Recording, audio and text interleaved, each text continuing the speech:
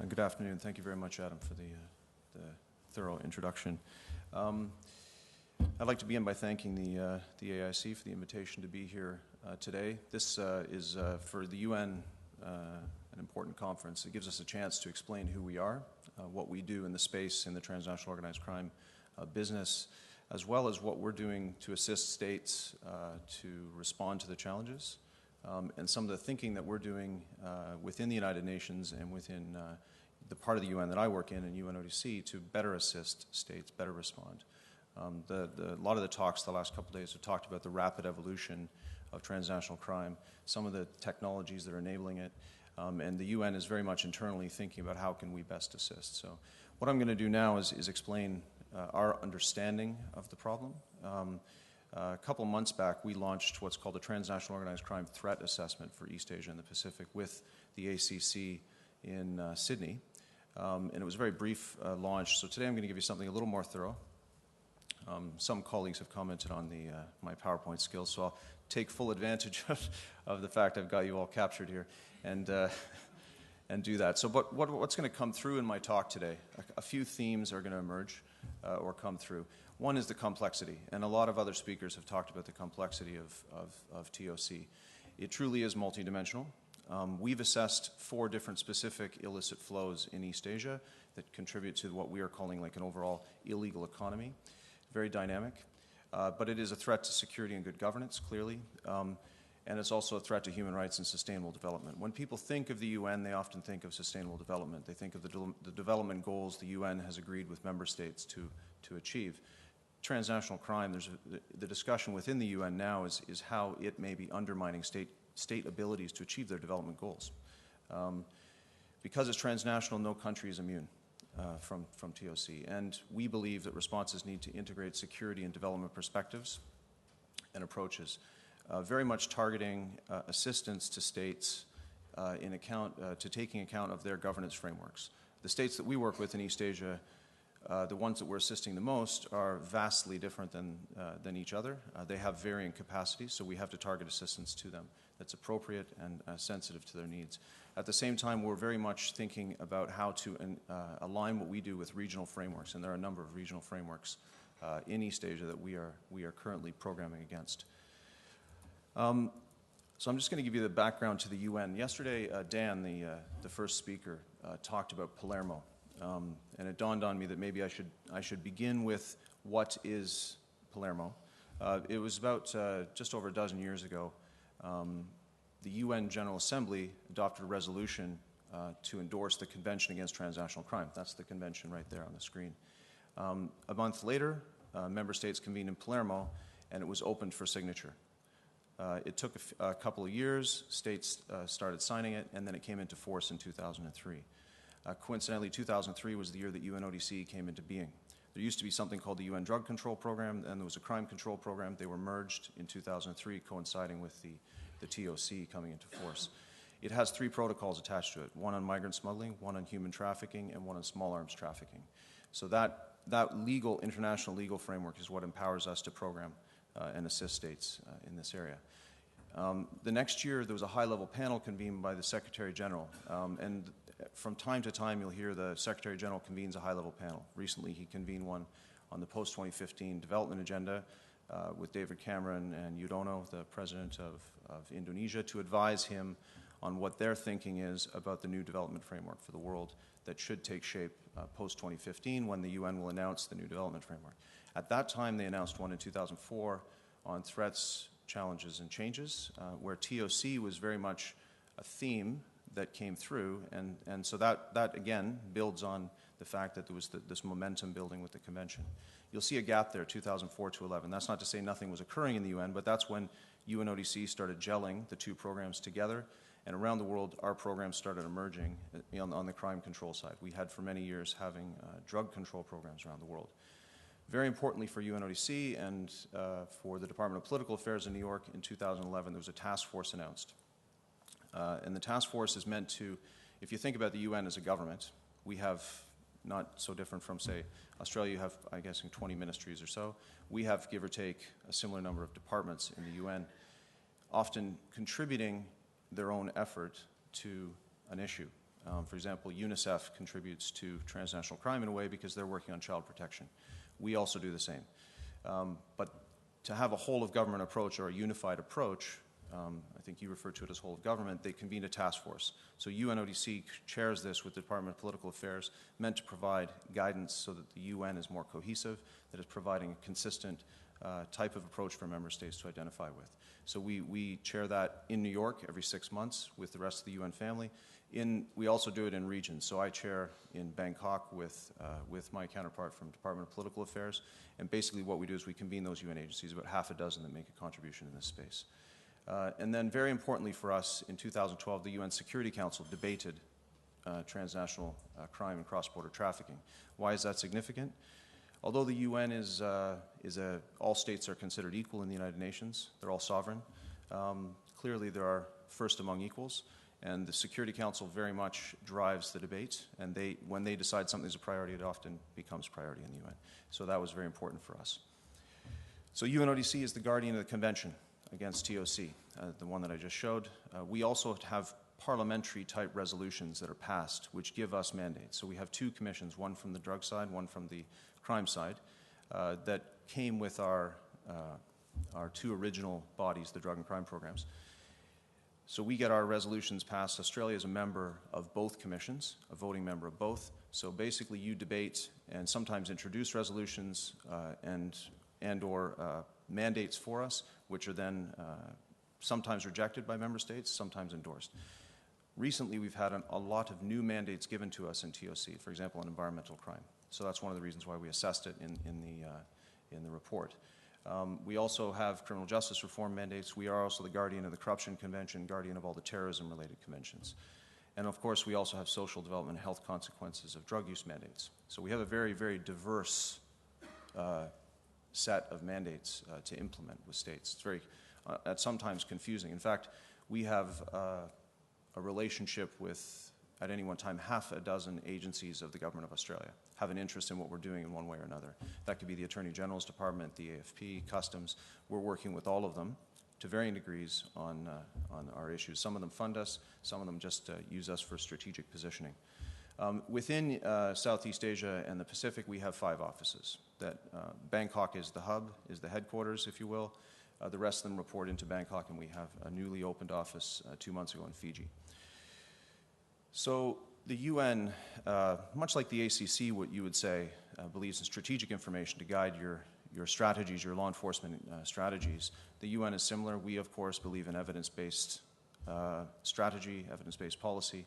So we started commissioning specific studies on subsets of TOC following the 2003 with the convention. So, for example, on human trafficking. But there was a recognition in the House that what we needed to do was to consolidate this into a unified picture of the illegal economy in certain vulnerable regions of the world. So we started looking first with Central Africa, then with the Caribbean, and most recently the one that we launched here in Sydney. Excuse me. How do we get the data that we work with?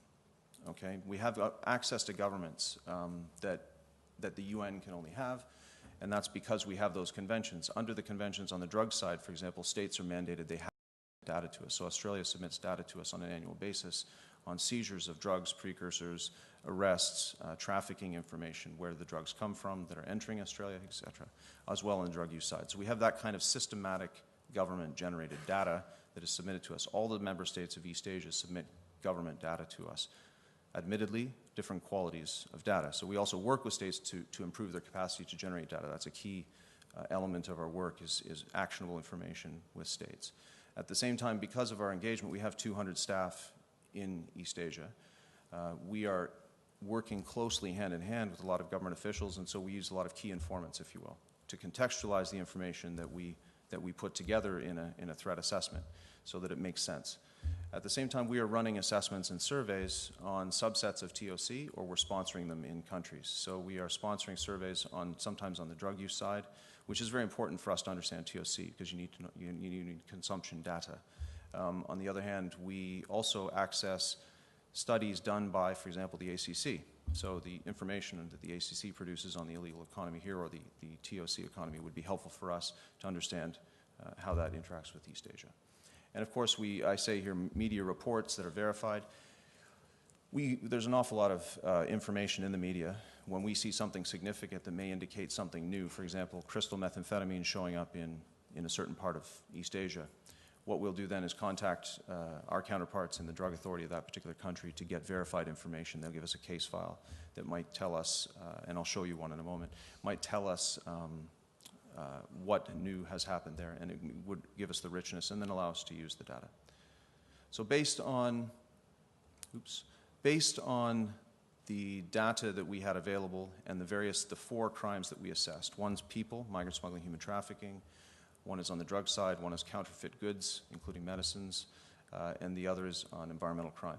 Based on those different crime types, TOC types, we've estimated a $90 billion US flow of money within East Asia and the Pacific. I say here exceeding the GDP of several states. There's a slide in a moment that'll show it well, but Myanmar, for example, that's roughly double the economy of Myanmar or Burma. It's a dozen times that of Laos, 7 or 8 times that of Cambodia. So it's bigger than other states in the region. It's an undeclared state in a way. So it's an enormous power to influence economies and influence those states that are vulnerable, that don't have the capacity at their border that Australia has. You can imagine the $90 billion the impact would have on different systems or different parts of those societies and those governments. Very, very challenging for them to deal with. So now I'm going to go into the specific crimes, and I'm just going to touch on environmental crime first. So as I said, exceeds the value of several states. So the purple bar is basically representing the overall value, the GDP of the 3 countries, and then, of course, the overall transnational crime value of just around $90 billion. $23 billion is our estimate for the environmental crime side in East Asia. That, again, exceeds it's roughly double the economy of Cambodia and a few times the value of the economy of Laos, so very significant. The bulk of that is wood-based products, illegal logging and illegal timber out of places like Borneo, Indonesia, Myanmar, etc. There's also a very significant component of e-waste. It's kind of unique. If you think about the wood is mostly leaving the region. So it's harvested in the region. A lot of it, yes, is consumed in the region, but a lot of it's leaving the region. E-waste is coming into the region from other parts of the world where they have tighter regulation, and they end up dumping it essentially into poorer countries to deal with. There's also a very significant illegal wildlife trade of about $2.5 billion.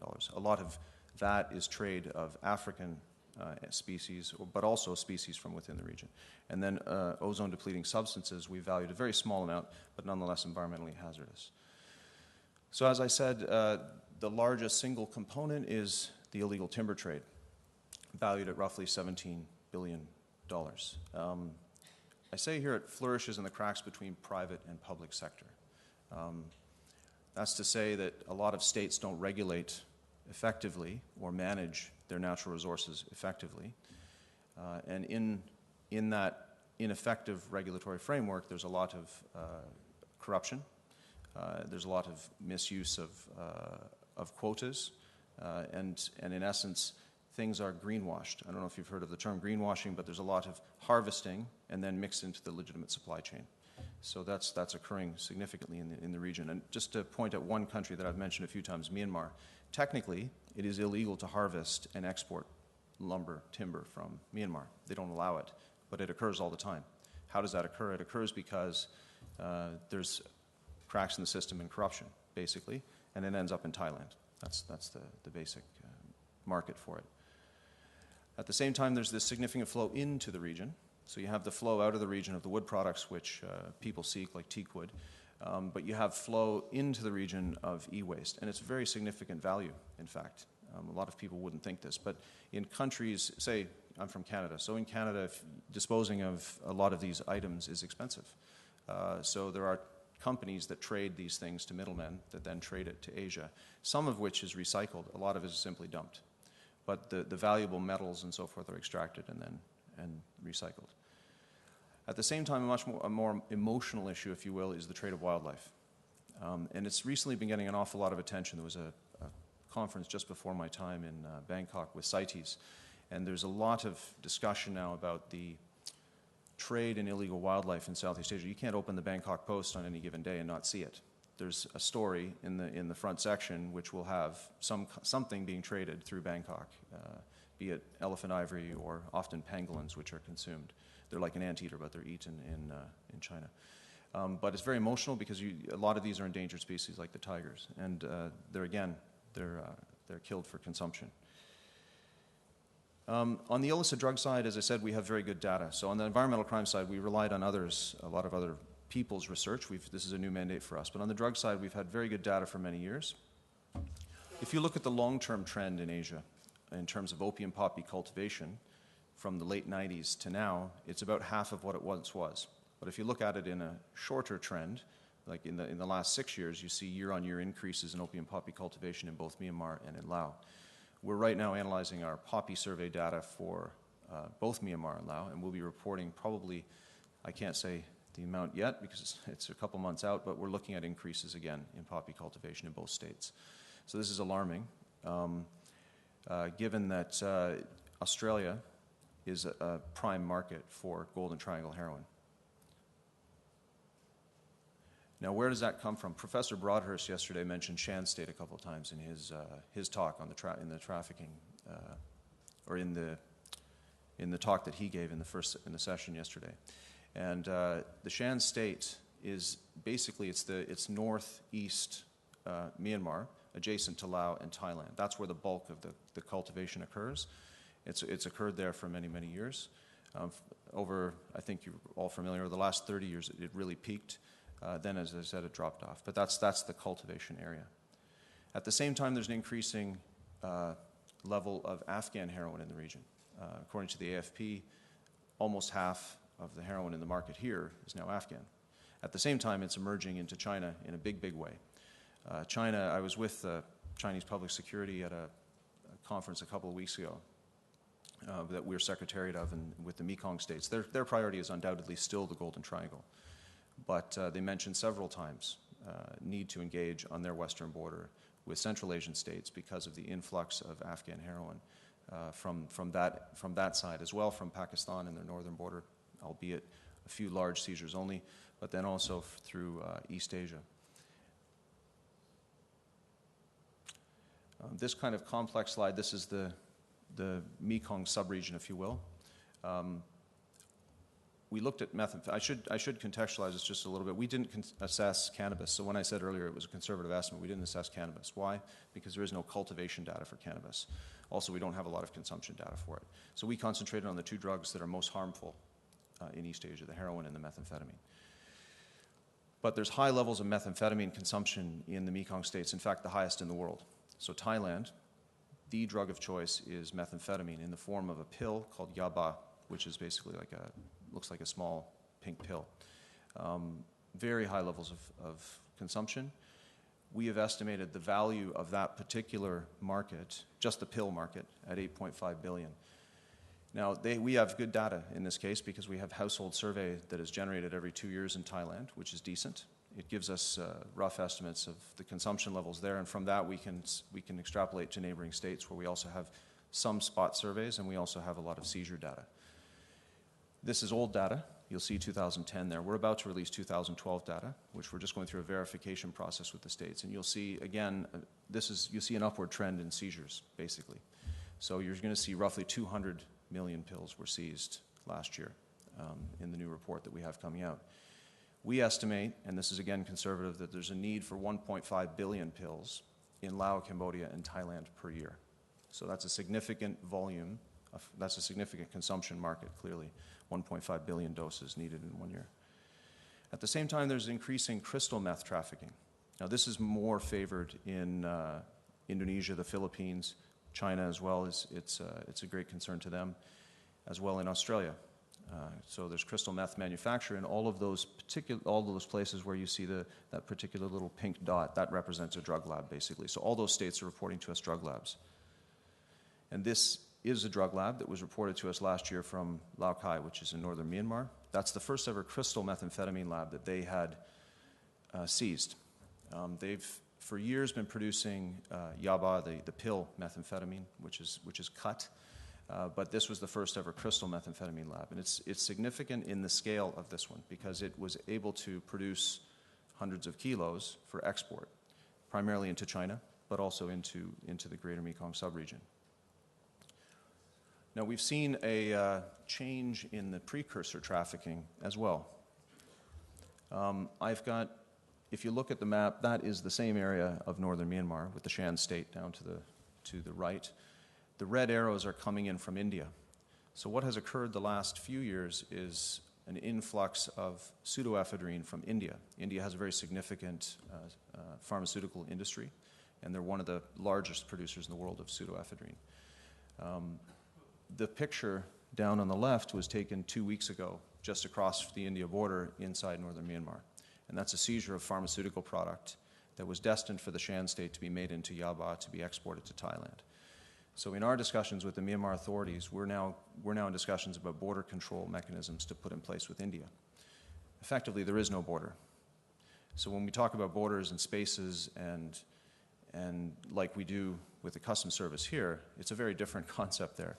There, the border runs right through towns, through villages, it's dusty, there is no border control. And in fact, there's groups in northern Myanmar that have incursions into India where they're trying to destabilize the country. But you can see the level, and this is where there is no border, and they're still making seizing, so very large amounts, which is significant. On the human trafficking and migrant smuggling side, for those that have received a copy of the report, you'll notice the values are quite a bit less than on the drug side and on the counterfeit goods side and on the environmental crime side. That's not to say it isn't a terrible crime. It's obviously a terrible crime. What that tells us as well is that human life is cheap in East Asia.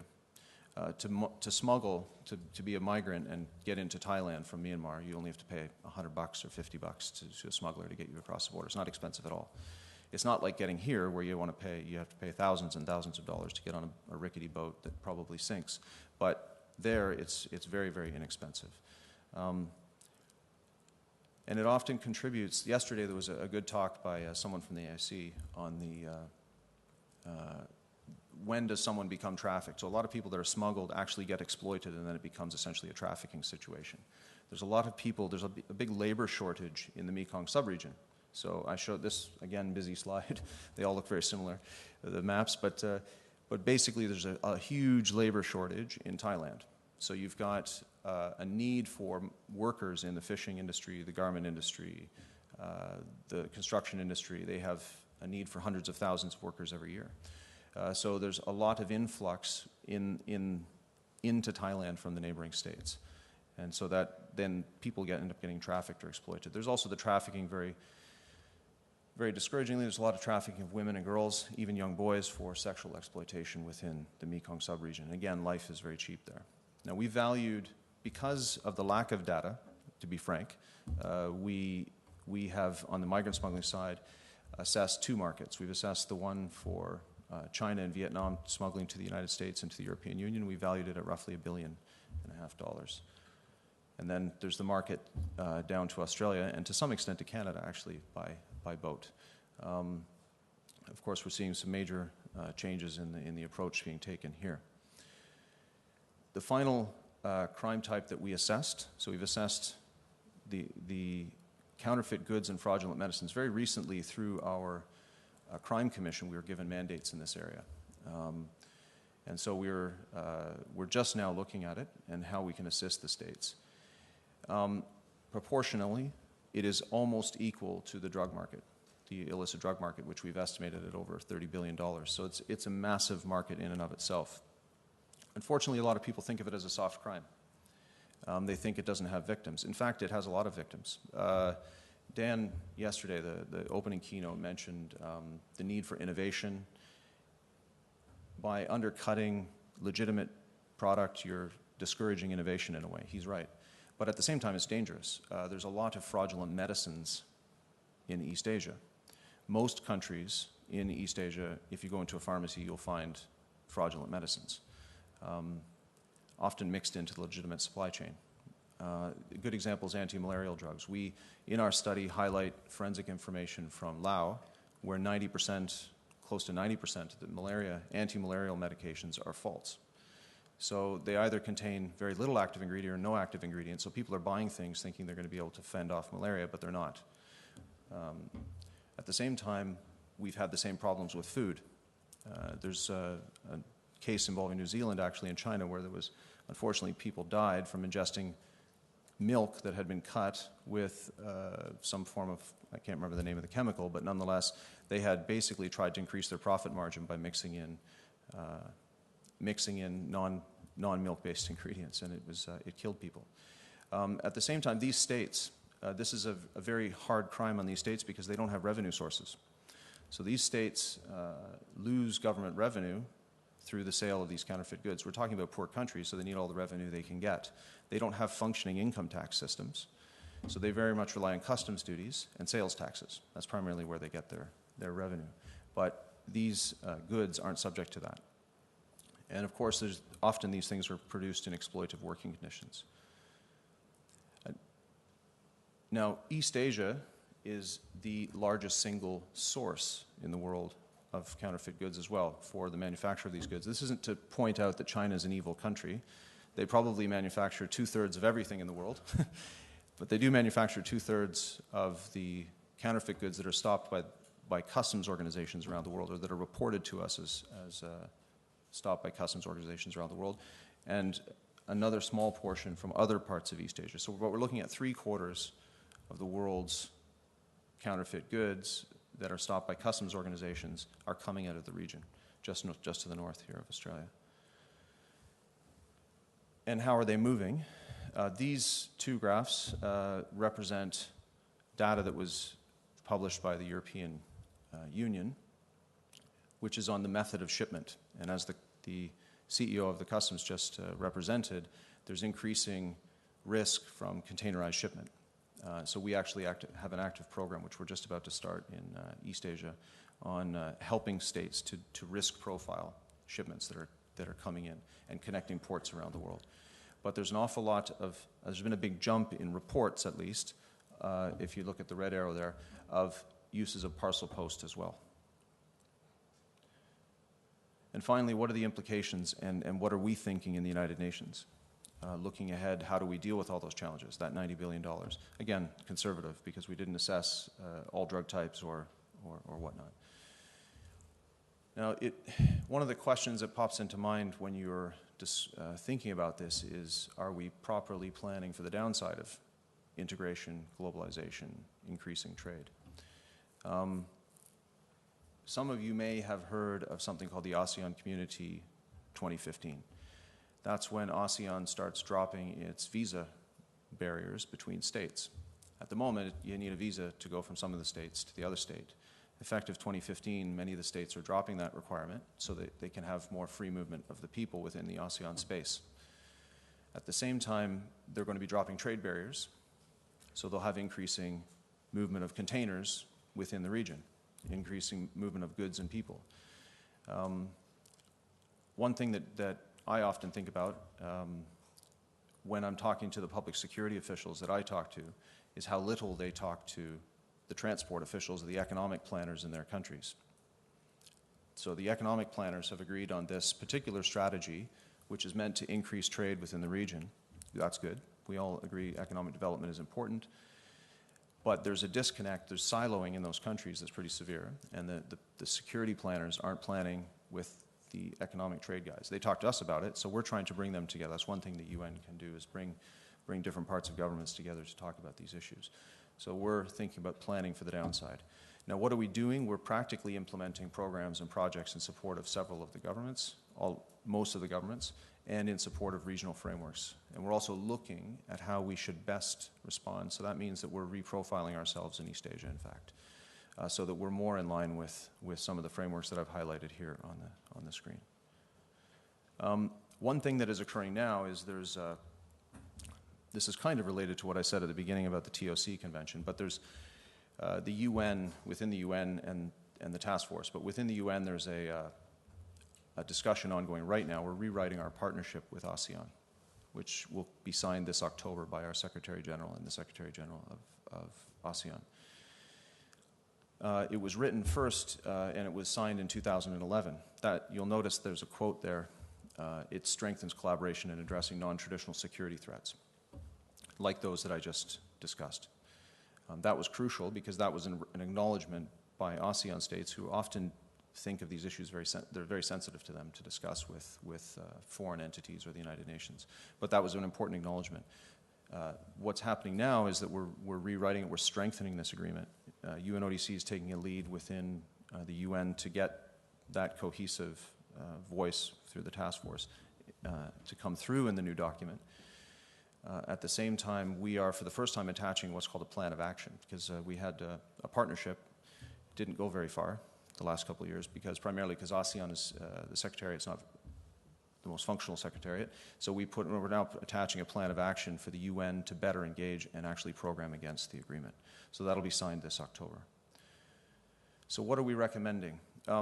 Much like the ACC, much like the AIC, we believe in improving understanding of problems and challenges through research, so through targeted research. So we're very much now, as we formulate a new plan of action or blueprint, if you will, program for the region, we're looking at how we can improve understanding. So that talk to that threat assessment that we did will probably be a recurring exercise every couple of years. It does take a lot of time to get the data together. As well, we're looking at helping states to build their capacity to generate, manage, analyze information. A lot of them have very poor capacity in this regard. And exchange information. So they can better exchange information through the mandated UN frameworks, but also through regional networks that we have in place or they have in place. We're also discussing legal frameworks with the states. A lot of the states have signed the TOC, the convention, but their understanding of what that means is different so for example, their legal frameworks may not match.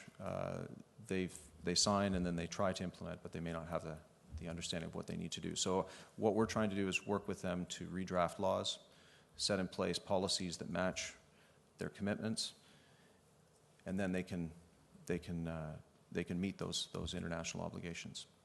At the same time, we're going to be targeting states to build out technical capacity at different levels. This is to say that while we will have a regional program in East Asia, it will be very much tailored to the state needs. As I said at the beginning, states have very different capacities. The needs of Burma are significantly different than the needs of Singapore, but nonetheless, we're going to program with both. And we're going to involve the Singaporeans in the network angle, which is the last point, which is the partnership angle and bringing them together with the Burmese, but we'll be building capacity with the Burmese.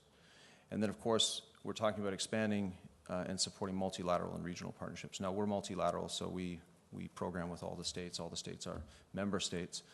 So we're trying to look at how we can best program, if you will, while other states, like, for example, Australia, they have their own bilateral programs which need to move alongside. So we need to be a strong UN entity in this regard in TOC or drug control so that we can move the multilateral agenda alongside which national agendas can move. At the same time, we're looking at strengthening regional partnerships. This is, as I've mentioned, ASEAN many times. We're now looking at how we fit with ASEAN. Believe it or not, there are 20 ASEAN frameworks that coincide with what we do. That's a huge number. So they have a TOC group that meets every year. They have a drug group that meets every year. They have ministerial groups that discuss this. They have parliamentary groups that discuss these issues. But it's important that they understand how we should interact with them, how we can assist them, and also what their obligations are. And so this is my last slide. I'm sure you're glad to hear that. Ultimately, I would just say, look, we're about to announce a program. It'll be November this year. That's the long and the short of it. It's basically an integrated program for the region, and we're announcing one with Myanmar specifically, which will be a kind of a sub-program of the region. And that is going to address those that integration that I've been emphasizing. And ultimately, we believe will help the states respond to rule of law and security challenges, especially as they project forward into the new UN development frameworks. So with that, I will close, and questions, I guess.